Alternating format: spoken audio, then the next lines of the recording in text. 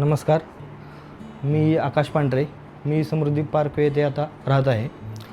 माझं इंटेरियरचं काम चालू असताना जो इंटेरियर डिझायनर किंवा आर्किटेक्चर आणि त्यांचे कर्मचारी होते यांची जेवणाची सोय आम्ही फ्लॅटमध्ये केली होती.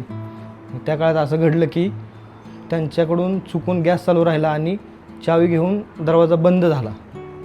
मग अशी घटना घडल्यानंतर आम्ही लगेचच विनय ग्रुप, समृद्धी पार्कवे असेल यांच्या टीमला कॉल केल्यानंतर टीमनी लगेचच ही गोष्ट किरकोळ न समजता महत्त्वाची बाब समजून लगेचच